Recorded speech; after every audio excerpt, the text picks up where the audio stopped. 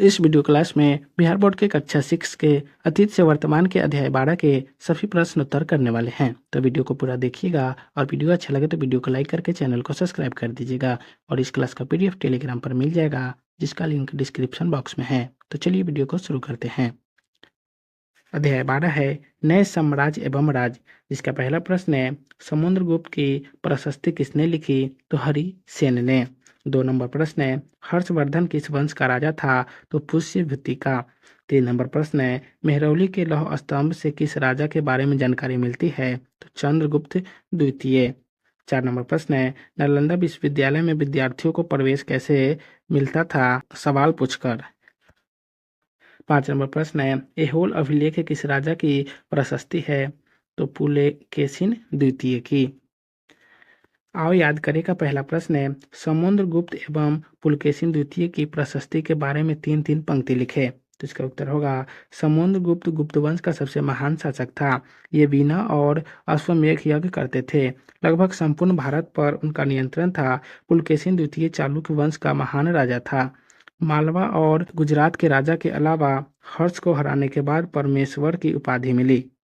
2 number प्रश्न है हर्ष के बारे में हमें किन स्रोतों से जानकारी मिलती है? हर्ष के बारे में 5 पंक्ति लिखे। तो इसका उत्तर होगा हर्ष के बारे में हमें राज्य कवि वान भट्ट की कृति हर्षचरित, महवन ताम्रपत्र लेखों द्वारा त्रिवेणी संघ की यात्रा वृत्तांत से मिलती है।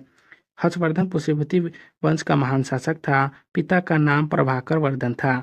भाई राज्यवर्धन की हत्या के बाद शशांक से बदला लेने के लिए गद्दी की बागडोर संभाली। बहन राजश्री को सती होने से बचाया। कन्नौज राजधानी बनाया और राज का विस्तार पंजाब, बंगाल, मिथिला और बिहार तक किया। 3 नंबर प्रश्न है पुलकेशिन द्वितीय ने हर्ष को क्यों पराजित किया? इसकी जानकारी हमें कैसे मिलती है? तो इसका उत्तर होगा हर्षवर्धन अपने विजय अभियान को जारी रखना चाहता था। वह दक्षिण की ओर के राज्यों को हराना चाहता था। पुलकेशिन द्वितीय को खतरा था, अतः उससे हर्ष को पराजित किया। पुलकेशिन द्वितीय का हर्ष पर विजय की जानकारी उसके दरबारी कवि रवि कीर्ति द्वारा रचित ऐहोल अभिलेख से मिलती है। 4 नंबर प्रश्न है समुद्रगुप्त ने जीते हुए राजाओं के साथ अलग अलग नीतियों को क्यों अपनाया? वर्ग में अलग अलग समूह बनाकर चर्चा करें और प्रत्येक ग्रुप के 2-2 कारणों को ढूंढे। तो इसका उत्तर छात्र शिक्षक की मदद से स्वयं करेंगे। 5 नंबर प्रश्न है समुद्रगुप्त के सिक्कों को देखकर जैसा कि पुस्तक में दिया हुआ है यह जानने की कोशिश करें कि उसके अंदर कौन कौन से गुण थे। तो इसका उत्तर होगा समुद्रगुप्त के सिक्के को देखकर पता चला कला के क्षेत्र पर ध्यान देना, कर्म कांडों पर विश्वास करना।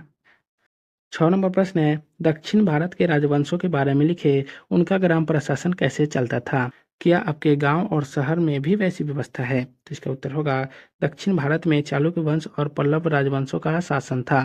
चालुक्य वंश के राजा पुलकेशिन द्वितीय महान राजा था, जिसने राज्य का विस्तार किया और हर्ष को पराजित किया। पल्लव राजवंश के नरसिंह वर्मन ने एक महान योद्धा था। उसने पुलकेशिन द्वितीय को हराया और राजधानी वातापी पर अधिकार किया। ग्राम प्रशासन को चलाने के लिए संगठन थे, जिसे उस सभा और नगरमे कहते थे। उस सभा के सदस्य होते, सभा समितियों में बंटा होता, सिंचाई, कृषि व्यवस्था, सड़क, मंदिरों की देखरेख करता। 8 नंबर प्रश्न है राजा के लिए सेना क्यों आवश्यक थी? सेना को राजा के साथ चलने में कौन कौन से लाभ एवं हानियां थी?